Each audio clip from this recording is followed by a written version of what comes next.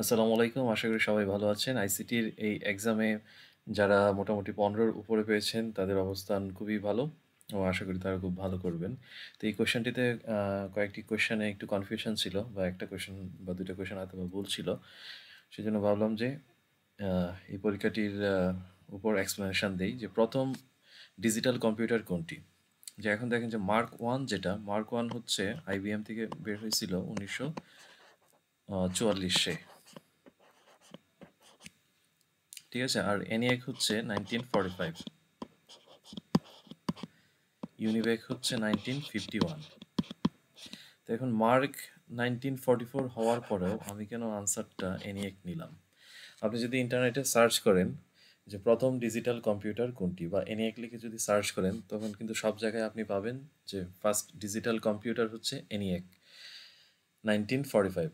এখন কারণটা হচ্ছে আমাদের ক্লাস 9-10 এর বইতে আবার হচ্ছে এরকম লেখা আছে যে প্রথম ডিজিটাল কম্পিউটার মার্ক 1, কিন্তু মার্ক 1টা হচ্ছে আহ, এখানে ইলেকট্রিক্যাল পার্টও আছে আবার হচ্ছে আপনার মেশিন পার্টও আছে। মানে এই মার্ক 1টাকে বলা হয় যে ইলেকট্রো মেকানিক্যাল কম্পিউটার, যে একটি পূর্ণাঙ্গ ডিজিটাল কম্পিউটার না। পূর্ণাঙ্গ ডিজিটাল কম্পিউটার হচ্ছে ENIAC। এবং ইন্টারনেটের সোর্স ঘাটাঘাটি করলে দেখা যায় যে ENIAC-টাকেই হচ্ছে প্রথম ডিজিটাল কম্পিউটার হিসাবে ধরা হয়। আর ইউনিভেক যেটা আছে, ইউনিভেকটা হলো বাণিজ্যিক ভিত্তিতে প্রথম ডিজিটাল কম্পিউটার।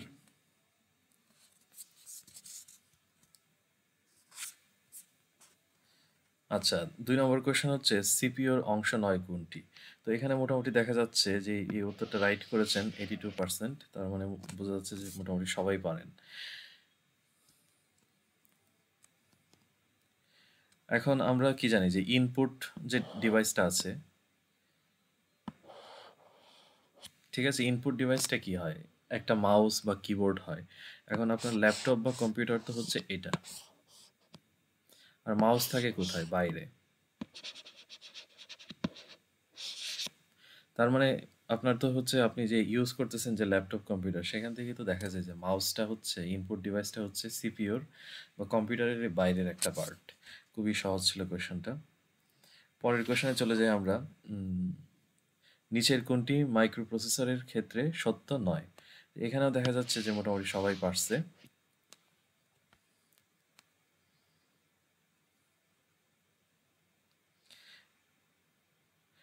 এখানে দেখেন যে মাইক্রোপ্রসেসর তো একটা কম্পিউটার সিস্টেম, এখানে আসলে শুধুমাত্র অর গেট এবং অ্যান্ড গেট থাকবে না। আমরা গেটের মধ্যে, লজিক গেটের মধ্যে যে 7টা গেট পড়ছিলাম, তো সবগুলাই হচ্ছে এর ভিতরে থাকবে। আর এই 3টা হলো মাইক্রোপ্রসেসরের বৈশিষ্ট্য। ম্যাগনেটিক বাবল মেমোরি কিসের উদাহরণ? আমরা তো আসলে মেমোরি যখন আমরা পড়ছি তখন হচ্ছে প্রাইমারি মেমোরি, সেকেন্ডারি মেমোরি পড়ছি। তো প্রাইমারির মধ্যে র্যাম, রম এগুলা পড়ছি, কিন্তু ম্যাগনেটিক বাবল মেমোরি হিসেবে তো আমরা কিছু পড়ি নাই। তো এখন কোয়েশ্চেনটা আসলে হার্ড হয়ে গেছে এই জন্যই, যে ধরনের তো আমরা পড়ি নাই, তাহলে আমরা কি উত্তর দিব? এটা কি প্রাইমারি দিব না সেকেন্ডারি দিব না কোনোটাই দিব না? যে ম্যাগনেটিক বাবল মেমোরি যেটা, এটা হলো আপনার প্রাইমারি মেমোরির মধ্যে পড়বে। যে প্রাইমারি মেমোরি হচ্ছে র্যাম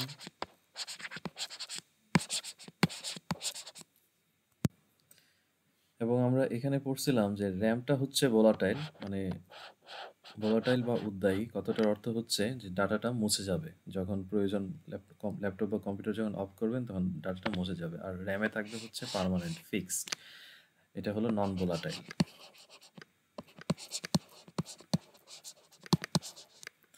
ঠিক তেমনিভাবে ম্যাগনেটিক বাবল মেমোরি যেটা আছে সেটাও হলো non volatile.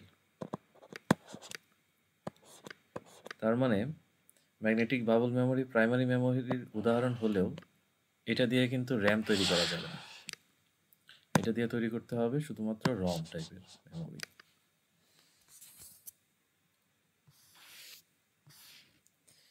MICR stands for, সবাই পারছে এটা। হেডফোন কি ধরনের ডিভাইস? এখন এই কোয়েশ্চেনটা আমার প্রথম দিকের উত্তর ছিল বোথ, উভয়ই। তো অনেকে হচ্ছে কমেন্ট করার কারণে এটা নিয়ে আমি একটু সার্চ করেছি যে আমার যেটা ধারণা ছিল, যেটা মনে করতাম আর কি, যে সবসময় হচ্ছে হেডফোন বলতে যে আমরা মোবাইলে গান শোনার সময় যে ফোনটা ইউজ করি সেটাকেই হেডফোন হিসাবে আমি বলি।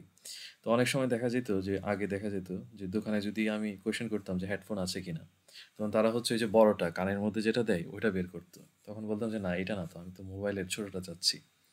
তখন তারা বলতো না এটা তো হেডসেট। আচ্ছা ঠিক আছে। তো এখন দেখেন যে হেডফোনটা হচ্ছে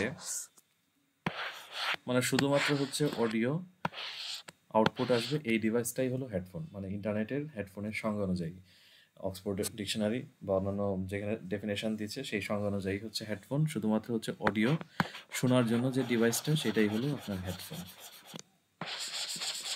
এবং তারা বলতেছে যে হেডফোনের সাথে যখন আপনাকে একটা হ্যান্ডস ফ্রি বা মাইক্রোফোন লাগায় দিবে, এটা যখন মাইক লাগায় দিবে তখন এটার হেডফোন থাকবে না, তখন এটা হয়ে যাবে হেডসেট। যেহেতু হেডফোন এবং হেডসেটকে মাইক্রোফোনের ভিত্তিতে ডিফারেন্সিয়েট আলাদা করতেছে, সেজন্য হেডফোন যখন আমরা দেখব তখন আমাকে ধরতে হবে যে মাইক্রোফোন ছাড়া, এই কোশ্চেনটা হচ্ছে মাইক্রোফোন মাইক ছাড়া।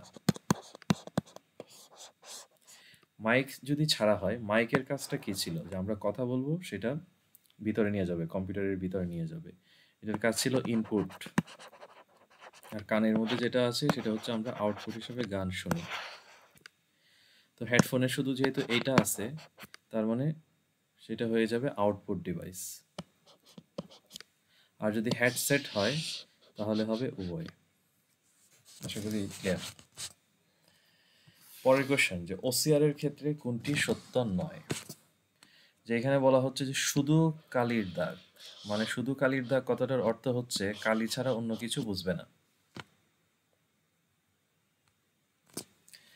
তার মানে এটাই হলো ওসিআরটা। আসলে কি ওসিআর হচ্ছে, আপনি এখানে যেটা দেখতেছেন এটা যদি আপনি স্ক্যান করেন তাহলে হচ্ছে এই লেখাগুলো সে শো করবে।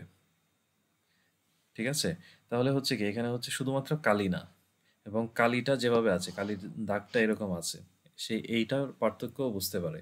এখন ওসিআর মেশিনের ভিতরে যদি এরকম একটা দাগ, ধরেন হচ্ছে আমরা ২ লিখি কিভাবে, এরকম একটা ২ লিখি। এখন ওসিআর এর মেশিনের মধ্যে যদি বলা থাকে যে এরকম একটা দাগ পাইলে সেটা কাউন্ট করবে 2, তাহলে হচ্ছে মেশিনের ভিতরে আমরা 2 দেখতে পাবো। আবার যদি মেশিনের মধ্যে প্রোগ্রামিংটা এরকম করা থাকে যে না এরকম একটা দাগ থাকবে, এরকম একটা দাগ পাইলে আমরা সেটাকে প্রকাশ করব 2, এরকমও হতে পারে। মানে মেশিনের ভিতরে আমাদের যে অক্ষরগুলো আছে সেই অক্ষরগুলোর হচ্ছে কোড ভিতরে আছে। যখন আমরা স্ক্যান করব, এই পেজটা যখন স্ক্যান করব তখন স্ক্যান করার সময় যে কালিটা যেভাবে আছে, যে হচ্ছে এখানে যেভাবে লেখাটা আছে ওই লেখাটা ভিতরের প্রোগ্রামের সাথে ম্যাচ করবে। তখন যখন দেখবে যে এটার মানে হচ্ছে ভিতরে একটা বর্ণ এরকম একটা সেট করা আছে, তখন ওই বর্ণটা আমার ডিসপ্লেতে শো করবে। কিন্তু যদি হচ্ছে ওই কোডটা না থাকে তাহলে কিন্তু আবার শো করবে না।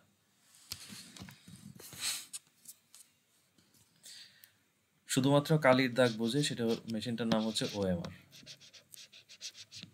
আর বাকি যে অপশনগুলো আছে সবগুলাই হচ্ছে ওসিআর এর ক্ষেত্রে প্রযোজ্য। তার মানে এখানে আনসার হবে এটা।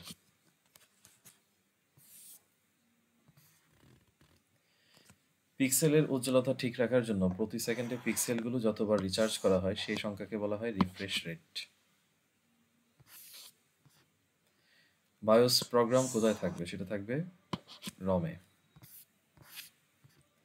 নিচের কোনটি এএলইউ এর কাজ নয়। এএলইউ মানে হচ্ছে কি এরিথমেটিক লজিক ইউনিট, এখানে হচ্ছে ম্যাথমেটিক্যাল যে ব্যাপারগুলো থাকবে সেগুলাই হচ্ছে এএলইউ এর কাজ, মানে ম্যাথ টাইপের যে কাজগুলো থাকবে। এখানে সিপিইউর টাইমস লাইনকে বিভিন্ন ভাগে ভাগ করা, এটার কাজ হচ্ছে অপারেটিং সিস্টেমের কাজ। তার মানে উত্তর হবে এটা।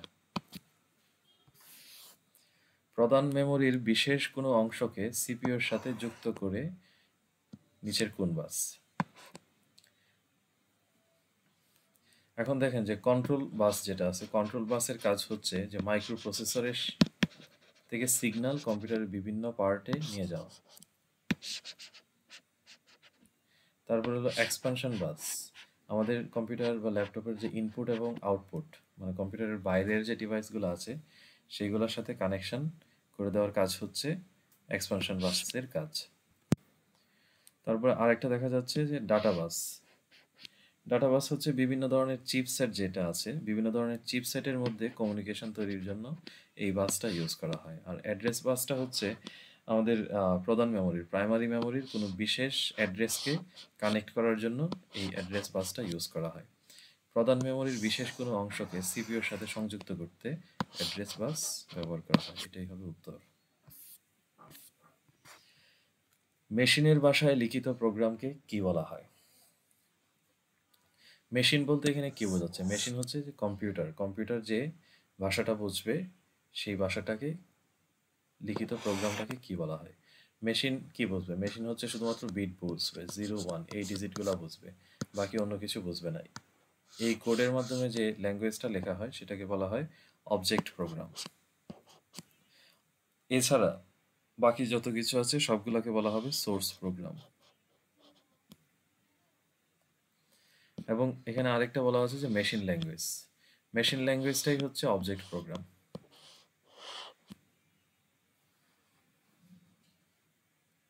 তার মানে উত্তর হবে বোথ।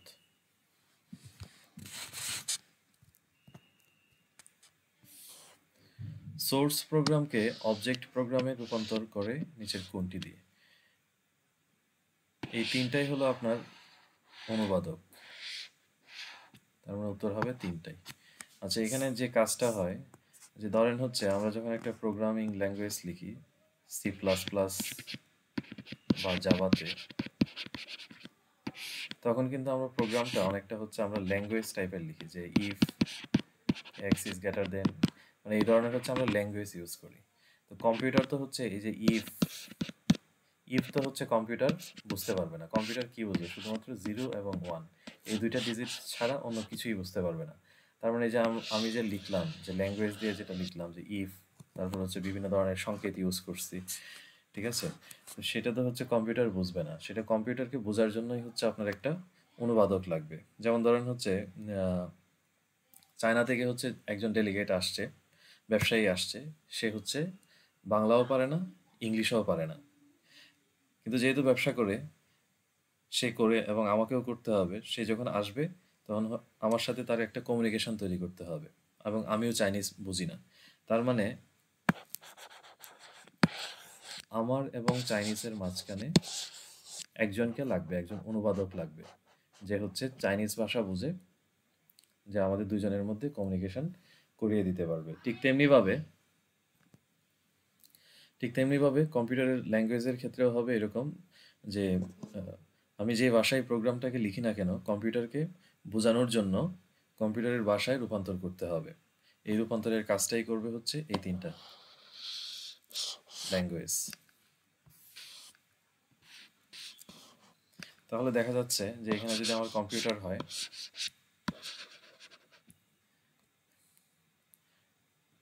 আমি একটা ল্যাঙ্গুয়েজ লিখলাম, সেটা হলো আপনার সি প্লাস প্লাস বা জাভাতে, কোড হচ্ছে জাভা। তখন এই প্রোগ্রামটাকে বলা হচ্ছে সোর্স প্রোগ্রাম।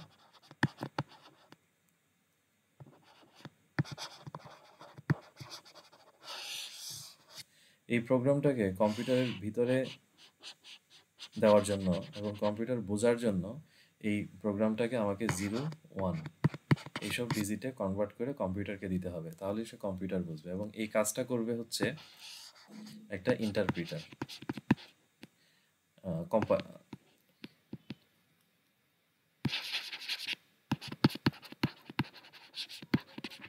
ট্রান্সলেটর। এবং এই ট্রান্সলেটরটাকে হচ্ছে 3 ভাগে ভাগ করা যায়, যে এক হলো অ্যাসেম্বলার,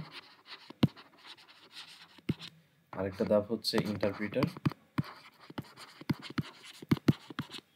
আরেকটা ভাগ হচ্ছে কম্পাইলার। তাহলে এই তিনটার কাজ কি হচ্ছে? সোর্স যে প্রোগ্রামটা ছিল, সোর্স প্রোগ্রামটাকে কনভার্ট করবে অবজেক্ট প্রোগ্রামে, বা মেশিন যে ভাষায় বুঝবে সেই ভাষার প্রোগ্রামে করবে। এই কাজটা করে হচ্ছে অনুবাদক বা ট্রান্সলেটর। ট্রান্সলেটর কারা? ট্রান্সলেটর হচ্ছে এই তিনটা। পরের কোশ্চেনটা, এটা নিয়ে কনফিউশন ছিল। নিচের কোনো একটি প্রোগ্রাম মানে নিচের কোনটি একটি প্রোগ্রাম কোডের একটি লাইনকে অনুবাদ করে মেশিন ল্যাঙ্গুয়েজে রূপান্তর করবে?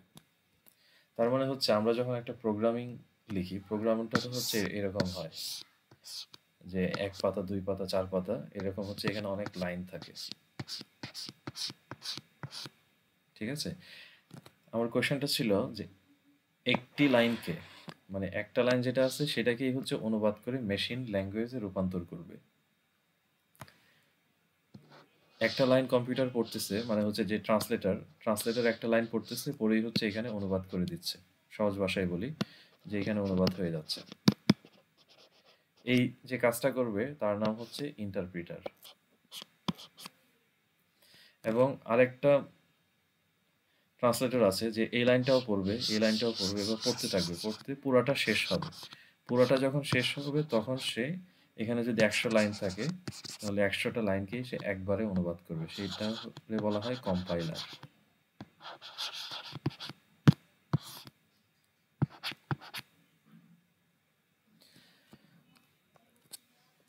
তাহলে উত্তর ইন্টারপ্রিটার হবে। এখন অ্যাসেম্বলার কি? অ্যাসেম্বলার হচ্ছে কম্পিউটার যখন প্রথম তৈরি হয় তখন তো হচ্ছে আমাদের এই প্রোগ্রামগুলো ছিল না, C++, জাভা, ঠিক আছে, এই এক্সেট্রা প্রোগ্রামগুলো ছিল না। এই প্রোগ্রামগুলোকে বলা হয় যে উন্নত ল্যাঙ্গুয়েজ বা উচ্চতর ভাষা বলা হয়, হাই লেভেল ল্যাঙ্গুয়েজ বলা হয়। হাই লেভেল ল্যাঙ্গুয়েজ বলতে বোঝাচ্ছে যে এখানে হচ্ছে আমরা, মানে আমরা মানুষ হিসাবে, সাধারণ মানুষ হিসাবে আমরা বুঝতে পারবো কখন, যখন হচ্ছে ল্যাঙ্গুয়েজ দিয়ে, মানে ইংলিশ ল্যাঙ্গুয়েজ দিয়ে যখন একটা প্রোগ্রাম লেখা হবে বা বিভিন্ন ধরনের সংখ্যা ইংলিশ ল্যাঙ্গুয়েজ ইউজ করে যখন বলা হবে, তখন সেটা আমাদের জন্য বুঝতে সুবিধা এবং হচ্ছে আমাদের জন্য লিখতেও সুবিধা। সেই জন্য এই ল্যাঙ্গুয়েজগুলোকে বলা হয় যে হাই লেভেল ল্যাঙ্গুয়েজ। এবং আগের দিনে যখন হচ্ছে কম্পিউটার প্রথম প্রথম বের হয় তখন কিন্তু এই ল্যাঙ্গুয়েজগুলো ছিল না, তখন অনেকটাই হচ্ছে যে ল্যাঙ্গুয়েজটা ছিল সেটা অনেকটাই মেশিন ল্যাঙ্গুয়েজ ছিল।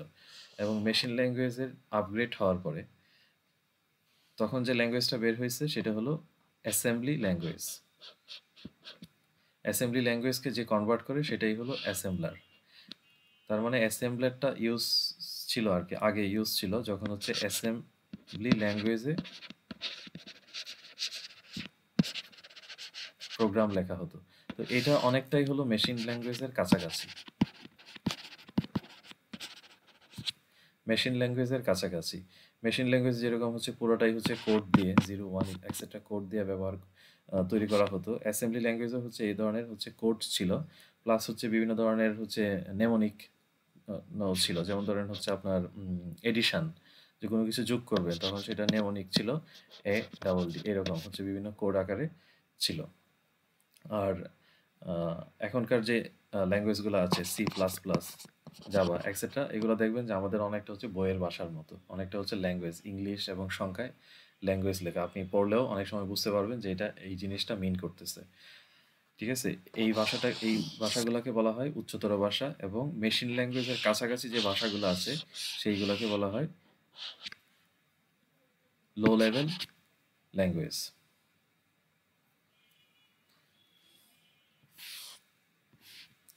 নিচের কোনটি ডিবাগিং এর কাজ? ডিবাগিং এর কাজ হচ্ছে মেইনলি হলো যখন একটা প্রোগ্রাম আপনি রান করবেন, যখন এই প্রোগ্রামটা রান করা হবে তখন এখানে হচ্ছে অনেকগুলো ভুল থাকতে পারে। তো এই ভুলগুলা হচ্ছে খুঁজে বের করাটাই হচ্ছে ডিবাগিং। যে এখানে হচ্ছে ছোটোখাটো যা ভুল থাকবে সেটাও দূর করবে। তারপর হচ্ছে সেন্টেন্স, বাক্যের মধ্যেও ভুল থাকতে পারে সেটাও তারা ঠিক করবে। এবং লজিক্যাল এরর, লজিক্যালেও মানে লজিক্যাল অর্ডারেও কিছু ভুল থাকতে পারে সেটাও তারা ঠিক করবে। এবং সিপিইউ এর সাথে ইনপুট ডিভাইসের সংযোগ, সেটার কাজ কিন্তু ডিবাগিং এর কাজ না। তার মানে উত্তর হবে এটা। ক্লাউড কম্পিউটিং এর বাণিজ্যিক কার্যক্রম কবে শুরু হয়? 2006 সালে। ইন্টারনেটে আছে, আমি লেটেস্ট ইনফরমেশনটাই এখানে আমি দেখছি, 2006 সাল। আচ্ছা, 32 বিট বিশিষ্ট আইপি অ্যাড্রেসের 4টি সংখ্যার শেষ 2টি সংখ্যাকে কি বলা হয়? যেখানে মোটামুটি পারছে হোস্ট আইডি, যে আমার আইপি অ্যাড্রেসটা কীরকম হয়, আমি নাম্বার নেই, যে 192, তারপরে ধরেন 129, 53, 255, এই দুইটাকে বলা হবে হোস্ট আইডি। এবং এই দুইটাকে বলা হবে নেটওয়ার্ক আইডি, মনে রাখতে হবে। পরের কোশ্চেনটা আইপি অ্যাড্রেস থেকেই, যে 32 যদি বিট হয় একটা আইপি অ্যাড্রেসের, তাহলে 4টা সংখ্যাই তো থাকবে, যে কোনো একটি সংখ্যার মান সর্বাধিক কত হতে পারে। যে এখন হচ্ছে আপনার টোটাল বিট হচ্ছে 32। এখন এই 32 হচ্ছে আপনার প্রত্যেকটা সংখ্যায় হচ্ছে 8টা বিট, তার মানে এখানে দাঁড়াচ্ছে 4টা, তার মানে 4টা সংখ্যা হবে এরকম ডট,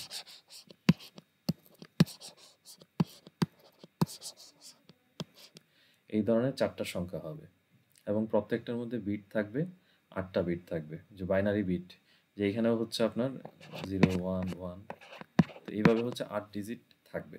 এখন আমি একটা এক্সাম্পল দিই, ধরেন হচ্ছে আমি এখানে উপরের যে এক্সাম্পলটা ছিল,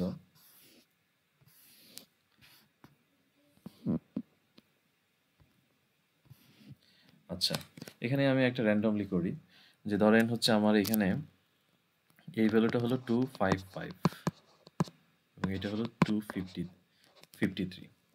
তাহলে এই 53কে আমি যদি বাইনারি ডিজিটে কনভার্ট করি, তাহলে বাইনারি ডিজিটে কনভার্ট করলে 53কে কীভাবে করা যায়? এভাবে করা যায়, 2 দুগুণে 4, 6 দুগুণে 12, হাতে থাকবে 1, 2 দিয়ে ভাগ করলে হবে 13, নাই, 2 দিয়ে ভাগ করলে 6, 1, 2 দিয়ে ভাগ করলে 3, 0, 2 দিয়ে ভাগ করলে 2 হাতে থাকবে 1, আবার 2 0 1। তাহলে আমি এই সংখ্যাগুলো পাচ্ছি, তাই না? 1 1 0 1 0 1। তাহলে হচ্ছে আমি কয়টা সংখ্যা পাচ্ছি? 1 2 3 4 5 6টা পাচ্ছি। আমার হচ্ছে 8 বিটের, তার মানে সামনে আরো 2টা 0 বিট আসবে। তাহলে আলটিমেটলি হলো 53 এর ঘরে হচ্ছে এই বিটটা থাকবে, এই ডিজিটগুলো থাকবে। একইভাবে যদি 255 হয়, তাহলে 255 এর ঘরে থাকবে সবগুলাই 1। 255 কে কনভার্ট করলে এই ভ্যালুটা আসবে।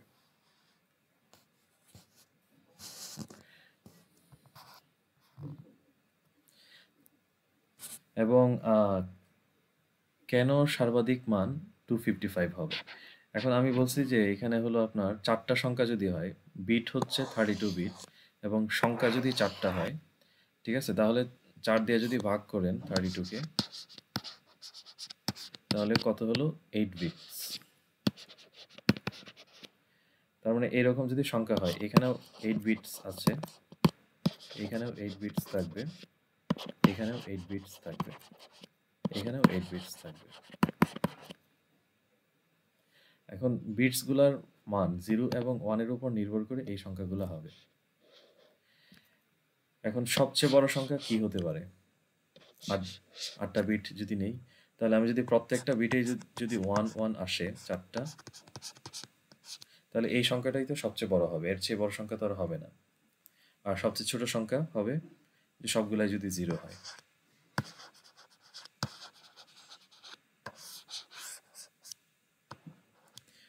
সবগুলো যদি 0 হয় সবচেয়ে ছোট সংখ্যা হবে, এবং সবগুলো যদি 1 হয় তাহলে সবচেয়ে বড় সংখ্যা হবে।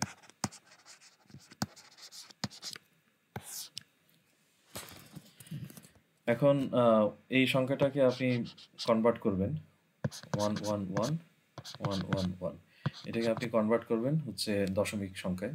তাহলে দশমিক সংখ্যায় কনভার্টের সূত্রটা তো আমরা জানি কিভাবে করতে হবে, যে সবগুলোর সাথে 2 এর পাওয়ার যোগ করে দিবেন।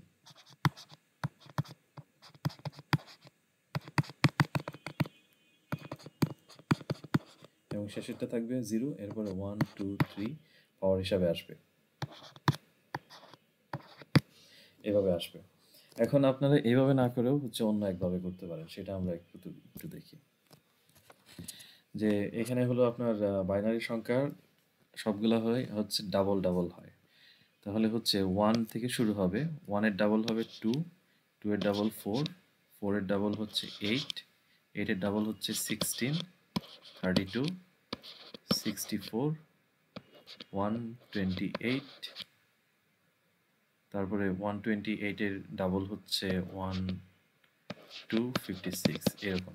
এখন দেখেন যে আমার কয়টা লাগবে, এখানে 8 বিটস ছিল না সংখ্যাগুলো, এখন 1 2 3 4 5 6 7 8, তার মানে এই ঘরগুলোতে তারা হচ্ছে বিট পাচ্ছে, মানে এখানে বিট পাচ্ছে, এরপরে বিট পাচ্ছে, এখানে বিট পাচ্ছে, এখানে বিট পাচ্ছে, এখানে বিট পাচ্ছে, এখানে বিট পাচ্ছে, এখানে বিট পাচ্ছে।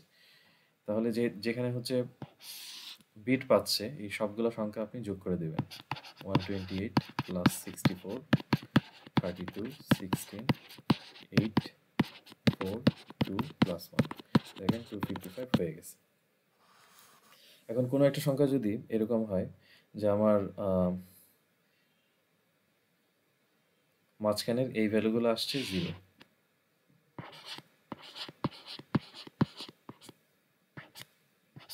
এখানে বিট কয়টা, 4টা, 4টা 8টা, এখানেও কিন্তু 8টা, তার মানে এখানে আপনি যোগ করবেন কোনটা, 128, যেখানে 1 থাকবে সেখানে যোগ হবে, প্লাস হচ্ছে শেষেরটা 1,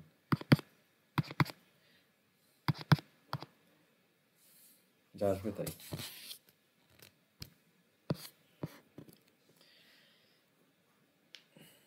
এই সংখ্যাটাকে এটা হলো কি একটা দশমিক সংখ্যা, দশমিক সংখ্যাকে অক্টাল সংখ্যায় রূপান্তর করা হলে এর মান কত হবে? অক্টাল সংখ্যায় যখন রূপান্তর করতে হবে আমরা কি বলছিলাম পড়ার সময়, বলছিলাম যে 8 দিয়ে হচ্ছে ভাগ করতে হবে, এবং দশমিক যেটা থাকবে সেটাকে হচ্ছে 8 দিয়ে গুণ করতে হবে, এই হলো কাজ, আর কোনো কাজ নেই। এবং আমরা 25 দেখি, 25কে যদি আমরা 8 দিয়ে ভাগ করি তাহলে হচ্ছে 3 8 24 হবে, হাতে থাকবে 1,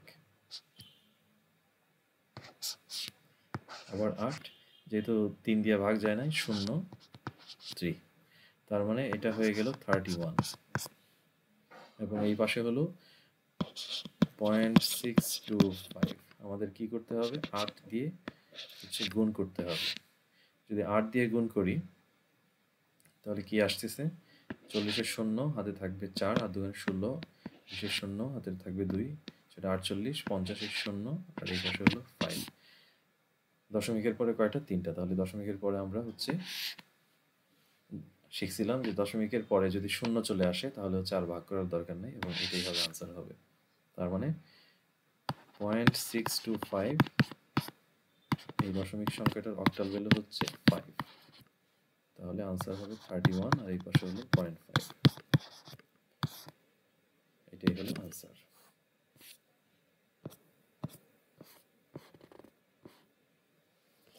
এখানে বলা হচ্ছে যে কোনো একটা গেট, যে আউটপুট আসবে 1,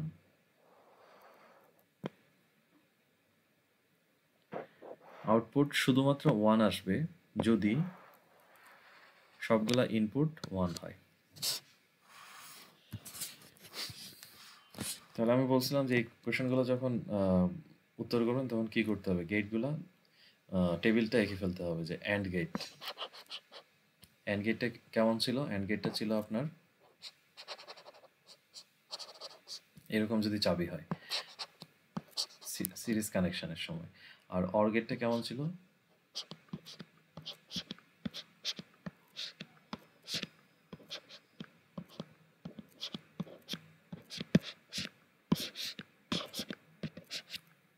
এরকম কানেকশন যদি হয় তখন ছিল অর গেট ছিল।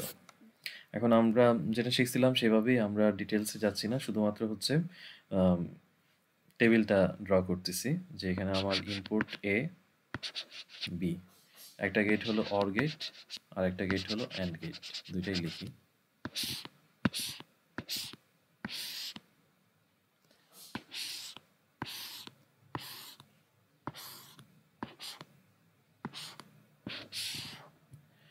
যে আমার এর সুইচও অফ, অফ থাকার অর্থ হচ্ছে 0, যেহেতু কোনো ইলেকট্রিসিটি নাই, B switch off, A switch on B switch off, A switch off B switch on, দুইটার সুইচেই অন। তাহলে অর গেটে কখন হবে, অর গেটে হচ্ছে যখনই হচ্ছে কোনো সিগন্যাল যে পাশ দিয়েই ঢুকলেই হবে, এখানে হচ্ছে 1 1 1, এখানে 0, আর অ্যান্ড গেটে হচ্ছে এটাও অন করতে হবে, এটাও অন করতে হবে, শুধুমাত্র দুইটাই যখন অন থাকবে তখনই হচ্ছে আমি অ্যান্ড গেটে মান পাবো, আর বাকিগুলো হবে 0। কারণ এখানে কোয়েশ্চেনটা কি ছিল, গিভস দ্য আউটপুট অ্যাজ 1, মানে আউটপুট হিসাবে আমি শুধুমাত্র 1 পাবো যখন অল দ্য সিগন্যালস আর 1। যখন দুইটাই হচ্ছে 1 হবে তখন হচ্ছে শুধুমাত্র আমি কিন্তু এইখানে আমি ভ্যালুটা পাচ্ছি, এখানে কিন্তু আমি ভ্যালু পাচ্ছি না। আমার কাছে কিন্তু এটাই চাওয়া হচ্ছে যে অনলি 1, শুধুমাত্র 1 পাবো, শুধুমাত্র 1 পাবো। অর গেটের মধ্যে শুধুমাত্র না, অর গেটের 3টা কেজে হচ্ছে 1 হচ্ছে, আর অ্যান্ড গেটে শুধুমাত্র একটা কেজে 1 হচ্ছে। যে এটাই হলো এখানে কন্ডিশন, অনলি শুধুমাত্র 1 পাবো।